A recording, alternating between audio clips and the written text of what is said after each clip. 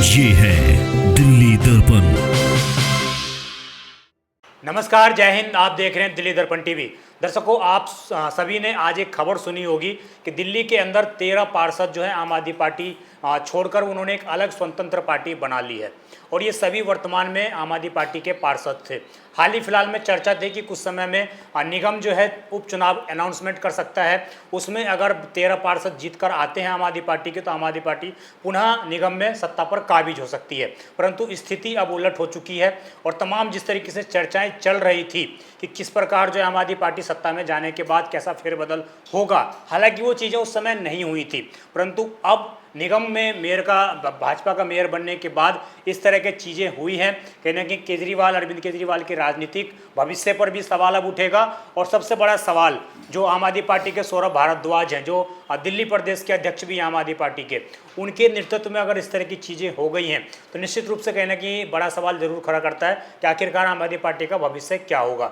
इन्हीं बातों पर चर्चा करने के लिए खास हमारे साथ आज मेहमान मौजूद हैं। राजेंद्र स्वामी जी वरिष्ठ पत्रकार हैं, काफ़ी नज़दीकी से आम आदमी पार्टी की राजनीति को जानते हैं, परखते रहे हैं, इनसे जुड़ते हैं, जानते हैं कि क्या कुछ इसके बाद आम आदमी पार्टी का भविष्य रहने वाला है। सर, मेरा पहला सवाल आपसे यही होगा, जिस तरीके से मुकेश गोयल के नेतृत्व में ये पूरा चीज़ें हुई हैं, आप मुकेश गोयल को जो हैं उनको किस तरीके से देखते हैं और क्या ये कोई बड़ा एक संकेत अरविंद केजरीवाल के लिए?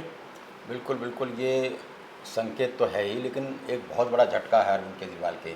जी। दिल्ली विधानसभा चुनाव में आपने देखा कि किस कदर बुरी तरह से हार हुई है आम आदमी पार्टी जी। की। और ये सारे पॉलिटिकल पंडित ये अंदाज़ा लगा रहे थे कि चाहे कम सीटों से ही सही, बॉर्डर पर ही सही, शायद सरकार आम आदमी पार्टी बना ले। हाँ। लेकिन आप देखिए कि पूरी तरह से लगभग प्रचंड बहुमत बीजेपी को मिला है।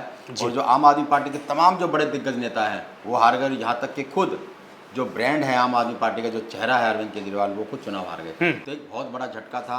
और उसके बाद अब निकट भविष्य में आम आदमी पार्टी के भी जो पंजाब है वहाँ के भी चुनाव आने वाले हैं। और इस हार के बाद सारी की सारी पार्टी के जो बड़े नेता हैं वो तमाम इधर उधर वो रुख कर रहे हैं, ज़्यादातर पंजाब में चले गए हैं। सत्येंद्र जैन थे, वो आजकल वहाँ के जो शिक्षा मंत्री हैं, स्वास्थ्य मंत्री हैं, उनको सलाह दे रहे हैं। और जो मनीष सिसोदिया है वो शिक्षा मंत्री को सलाह दे रहे हैं।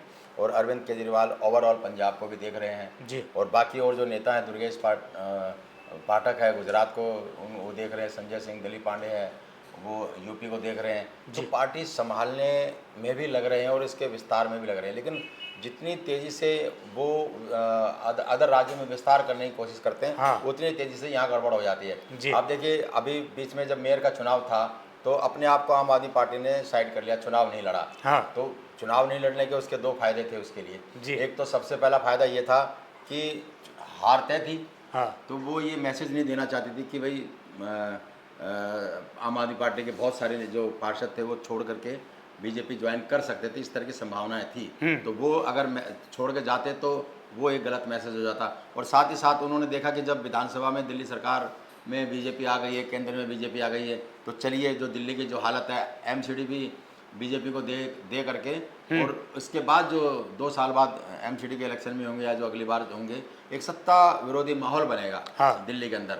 और जो हालत है, जैसा कि अभी आप देख ही रहे हो कि इस तरह की चर्चाएं होने लगी, जो जितने बड़े बड़े वादे बीजेपी ने कर दिए थे वो वादे पूरे हो पाएंगे और या फिर जल्दी पूरे हो पाएंगे, इसकी संभावना बहुत कम है। जो मैं इसी पर एक सवाल लेना चाहूँगा आपसे कि जो ये बात बोली गई थी आम आदमी पार्टी की तरफ से कि हम मेयर का चुनाव नहीं लड़ेंगे, आपको नहीं लगता कि कहीं ना कहीं उसका इफेक्ट भी ये पड़ा है? तो मैं कह रहा हूँ, ये 13 जो अब जितने भी थे, अब ये वो बागी उम्मीदवार थे जिन्होंने क्रॉस वोटिंग की या क्रॉस वोटिंग कर सकते थे, या जो बीजेपी या अदर ये सारे के सारे, या फिर वो लोग थे जिन्होंने विधानसभा का चुनाव, जिनको टिकट नहीं दिया। जैसे अब दिनेश भारद्वाज है, दिनेश भारद्वाज की टिकट अनाउंस होने के बाद भी उसकी टिकट काट दी गई। तो ये जितने के जितने सबके अपने अपने इंटरेस्ट हैं। और इंद्र विकास पर अच्छा, ये भी एक समझदारी की इन्होंने कि बीजेपी में वो नहीं गए। बीजेपी में जाने के अलग नुकसान हो सकते थे, खासकर मुकेश गोयल को। आप देखिए, मुकेश गोयल वो नेता हैं जो पिछले 30 साल से ज़्यादा, 3 दशक से ज़्यादा एमसीडी में बकायदा काबिज है। वो चाहे किसी की भी सत्ता रही हो एमसीडी के अंदर, वो उनको बकायदा सिविक सेंटर में कमरा मिला हुआ है। तो अब जब जब उनकी तकलीफ ये थी कि इनको नेता विपक्ष नहीं बनाया गया, नहीं तो नेता विपक्ष अंकुश नारंग को बना दिया गया। हाँ। जो कल का अभी निगम पार्षद पहली बार ही बना, और आते ही आप इतना अनुभवी आदमी को दरकिनार करके, तो ये तकलीफ तो उसको थी, लेकिन इस तकलीफ से ज़्यादा ये भी देख रहे थे कि अब अगर वो कुछ नहीं करते हैं तो सिविक सेंटर में कैसे बैठेंगे। तो अब जब उन्होंने एक अलग पार्टी बना ली है, लगभग 15 के निगम पार्षद इनके हो जाएंगे, तो उस कांग्रेस के 7 विधायक 7 निगम पार्षद हैं, तो कांग्रेस से बड़ा दल ये एमसीडी के अंदर हो गया जी। तो आप देखिए, इस नाते उनको जो सदन जो अपने विधायक दल का ये नेता इनको चुन लिया गया, हाँ। तो इस नाते उनको एक कमरा सिविक सेंटर में मिल जाएगा। हाँ। यानी वहां से अपनी सियासत को चला सकते हैं। आपको लग रहा है कि अंकुश नारंग मुख्य वजह बन गए इनको बाहर करने की, कि वजह तो यही है कि अंकुश नारंग नहीं बनता, कोई और बनता। हाँ। लेकिन ये चाह रहे थे कि मुझे बनाया जाए, हाँ क्योंकि अनुभव के हिसाब से वो उसके कद के हिसाब से वो डिजर्व करते हैं, ऐसा उनका मानना था। लेकिन आम आदमी पार्टी ने शायद वो भांप लिया था, कुछ बातें इनकी इंटरनल इस तरह की हो रखी थी, तो वो अब सवाल ये था कि बीजेपी में जाना ठीक नहीं था ना। बीजेपी लेती तो फिर वही ऑपरेशन लोटस, हमने तो पहले कहा था तोड़ रही है फोड़ रही है। हाँ। लेकिन साथ ही साथ अब ये मैसेज भी देना जरूरी था कि देखो आम आदमी पार्टी में कितनी जबरदस्त भगदड़ मच गई है। तो हो सकता है कि बीजेपी सपोर्ट कर भी रही होगी या करेगी उसको, अगर आम आदमी पार्टी को आगे आने वाले समय में निपटाना है, जिस तरह एक एजेंडा जो बना रखा है बीजेपी ने, तो कई तरह के फायदे हैं। जो बागी हैं वो अपनी भड़ास निकाल रहे हैं या संभावनाएं तलाश रहे हैं। आप देखिए, अभी आने वाले बाई इलेक्शन तो होंगे कर अभी 12 सीटों में, लेकिन 2-2.5 साल बाद फिर एमसीडी के इलेक्शन है। तो तब तक क्या वो पार्टी को खड़ा कर लेंगे? अगर नहीं खड़ा कर पाएंगे तो देखेंगे क्या कर सकते हैं। लेकिन निगम पार्षद हों 15 और एक पार्टी बन जाए तो समझिए कि आम आदमी पार्टी के पास तो कुछ भी नहीं था, तो एक नई पार्टी बनाइए, देखिए इसका क्या भविष्य होता है। लेकिन इनके बनने से जो आम आदमी पार्टी का इसका माहौल बिगड़ने लगा है। अंदर खाते एक बड़ा परसेप्शन बड़ी तेजी से जा रहा है कि आम आदमी पार्टी शायद खत्म हो जाएगी। दुनिया की सबसे तेजी से बढ़ती पार्टी, कहीं ऐसा ना हो कि दुनिया की सबसे तेजी से बढ़ती पार्टी सबसे तेजी से खत्म भी होने की ओर चल, जिसका स्ट्राइक रेट 96% था, वो पार्टी या सत्ता से भी बाहर है और उसके खुद नेता भी छोड़कर जा रहे हैं। मैं एक सवाल और लेना चाहूँगा आपसे। 2 राज्यों में सरकार रही और कितने राज्यों में उनके विधायक है। गोवा में विधायक है, आपके गुजरात में विधायक है, जम्मू कश्मीर में विधायक है, जम्मू कश्मीर में विधायक है। तो जितनी तेज़ी से ये बढ़ी है, और आप सब जानते हैं कि जो जितने भी विधायक बने हैं वो उनमें पार्टी का योगदान इतना कम रहा होगा, जो उनका व्यक्तिगत जो दबंग है और जो जन समर्थन है, जो ताकत है, उस ताकत की वजह से वो लोग वहाँ विधायक बने होंगे। लेकिन अब नतीजा पंजाब का इलेक्शन क्या होने वाला है, सब पे इसकी नज़रें गड़ी हुई हैं। टूट से ज़्यादा खतरा इस बात का है कि अगर आम आदमी पार्टी की सरकार पंजाब में फिर से नहीं बनी तो एक बहुत बड़ा झटका होगा, और शायद फिर तेज़ी से पतन की ओर आम आदमी पार्टी अग्रसर होगी। इस तरह के कयास पॉलिटिकल पंडित भी लगा रहे हैं। जो विधानसभा चुनाव के बाद जिस तरीके से कयास लग रही थी, या विधानसभा चुनाव से पहले भी, कि जिनको टिकट नहीं मिले हैं वो दूसरी पार्टी बना सकते हैं, आम आदमी पार्टी के नेता छोड़ सकते हैं, और बहुत अरसे में चर्चा हुई थी, मीडिया में तमाम जगहों पर चर्चा हुई थी, परंतु ऐसी कुछ खबरें आई नहीं। अब जो इन्होंने एक अलग दल बना लिया निगम पार्षदों ने मिलकर, आपको लग रहा है कि जो विधायक उस टाइम पर नाराज़ हो गए थे, जिनकी टिकट आम आदमी पार्टी ने काट दी थी, वो भी साथ में आ सकते हैं इनके, और कोई बड़ा दल बन जाए एक तरीके का? हमारी तो सोचना यहाँ तक थी। जब पहली सूची जारी हुई थी तो लगभग 16 ऐसे विधायक थे जिनकी टिकट काट दी थी।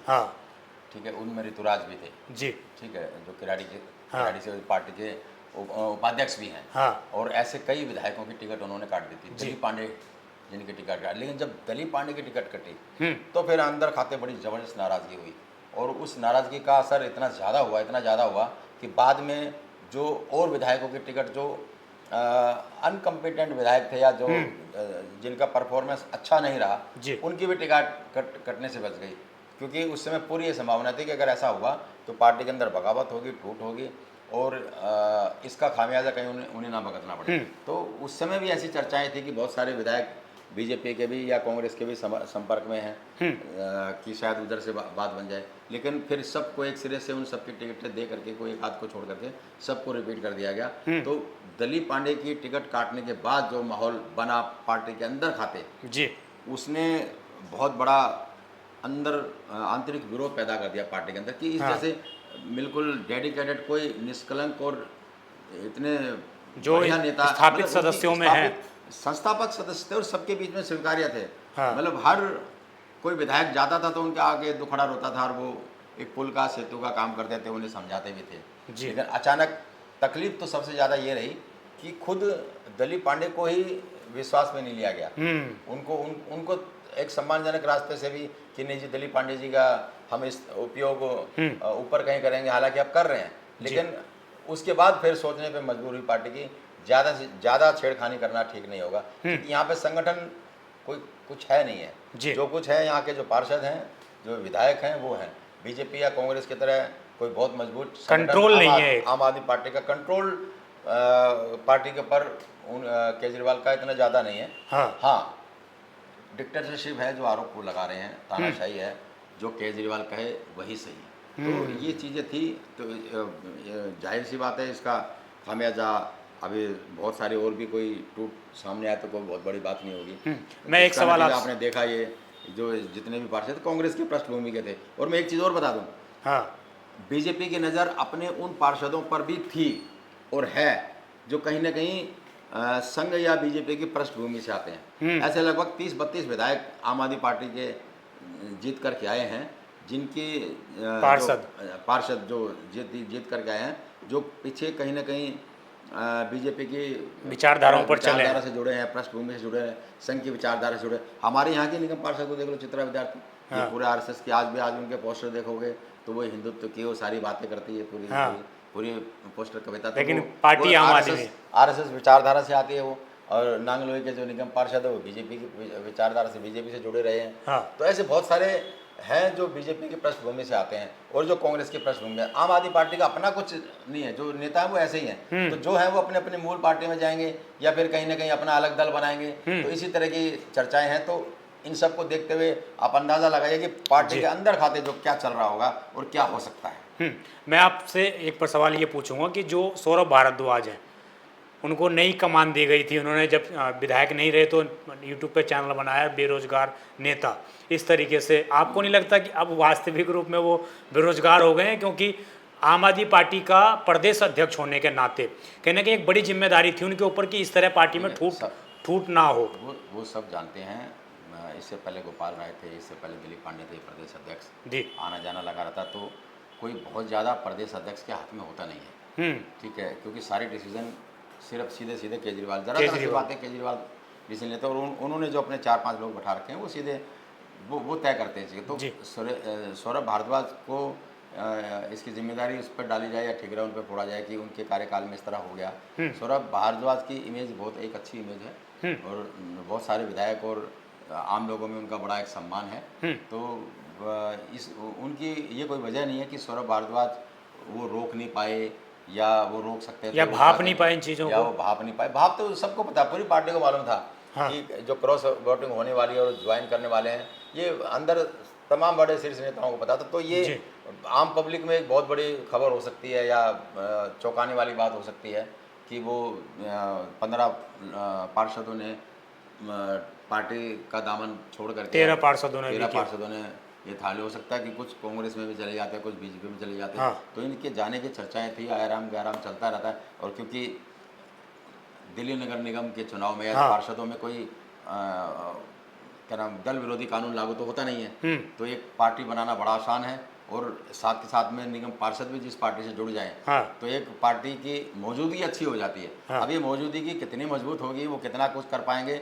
ये बड़ा देखना दिलचस्प। और दिलचस्प तो ये भी होगा सर कि जो चीज़ें इन्होंने जो पार्टी बनाई है, अब ये उन 12 सीटों पर भी अपने उम्मीदवार उतारेंगे आने वाले उपचुनाव में। बिल्कुल उतारेंगे। मैं आपसे वैसे सवाल लूँगा कि आप सीधा मुझे ये बताइएगा कि इसका क्या भविष्य, आम आदमी पार्टी का भविष्य सुरक्षित है, असुरक्षित है या असमंजस में है? देखिए, हम कोई पॉलिटिकल ऐसे कोई भविष्यवाणी नहीं कर सकते। राजनीति में समय कुछ नहीं पता लगता है। परिस्थितियाँ बदलती रहती हैं, एंटी इनकम्बेंसी होती रहती है। और दिल्ली में तो आप देखिए 8 महीने में एक पार्टी बनती है, दिल्ली में सत्ता पे काबिज हो जाती है। तो और ऐसे भी कई किस्से आए हैं कि निर्दलीय भी जीत जाते हैं। मुंडका में जीते और दिल्ली में विधानसभा में कई जगह जीते हैं। तो ये राजनीति में इतना कोई भी प्रोटेक्शन करना कि नहीं क्या होगा क्या नहीं होगा, लेकिन ये ठीक है।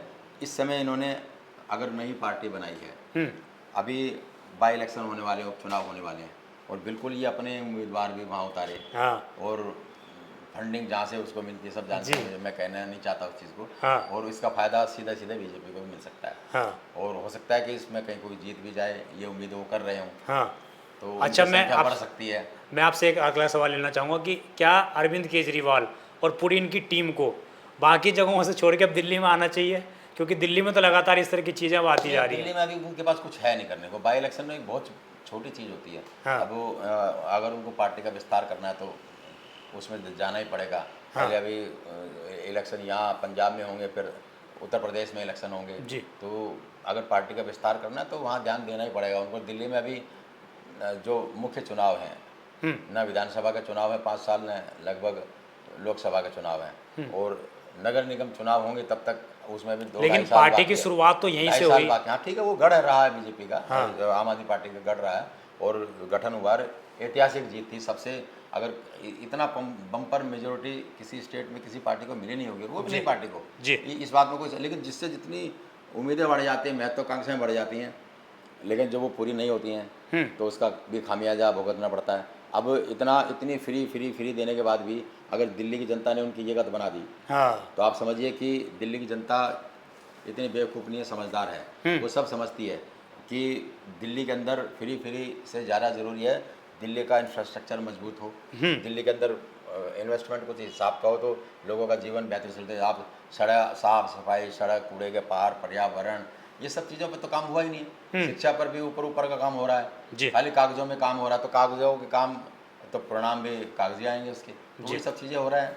और दिल्ली मॉडल फेल हो गया तो अब किस मुँह से किस मॉडल की वो बात पूरे देश भर में घूम के करेंगे, उत्तर प्रदेश में क्या कहेंगे। जी, बहुत बहुत धन्यवाद सर आपका जुड़ने के लिए हमारे साथ। एक बार दर्शकों नाम बताए चलता हूँ कि जिन जिन पार्षदों ने जो है ये पार्टी बनाई है, इसमें सबसे पहला जो नाम है हेमचंद गोयल, दिनेश भारद्वाज, हिमानी जैन, इसके अलावा उषा शर्मा, साहिब कुमार, राखी कुमार, अशोक पांडे, राजेश कुमार, अनिल राणा और देवेंद्र कुमार, ये 13 के 13 पार्षद हैं, और इन सभी ने जो है कहीं ना कहीं अब एक अलग पार्टी बना ली है, और निश्चित रूप से इस पूरी पार्टी का नाम जो इंद्रप्रस्थ विकास पार्टी रखा गया है। यानी कि दिल्ली वालों को अब एक और नई पार्टी मिल गई है, वो भी ऐसे नेताओं से जो आम आदमी पार्टी से निकल कर आए हैं, आम आदमी पार्टी के पार्षद थे। दिल्ली उपचुनाव जो होने वाले हैं निगम पार्षद के, उसमें भी आपको इस पार्टी के उम्मीदवार मिल जाएंगे, और देखना ये होगा कि अरविंद केजरीवाल और तमाम जो अरविंद केजरीवाल की टीम है वो किस तरीके से इस बात को हैंडल कर पाती है, और क्या इसमें कोई पूर्व विधायक भी इन पार्टी के अंदर शामिल हो पाता है, नहीं हो पाता है, और अगर होता है तो कहना कहीं मुकेश गोयल की एक बड़ी एक तरीके से जीत मानी जाएगी। आपकी जो भी पूरी खबर पर राय हो कमेंट अवश्य करिएगा। आप देखते रहें दिल्ली दर्पण टीवी। लेटेस्ट खबरों के लिए सब्सक्राइब करें हमारा YouTube चैनल या फिर लॉग ऑन करें www.delhidarpantv.com। खबरों की कवरेज और विज्ञापनों के लिए संपर्क करें।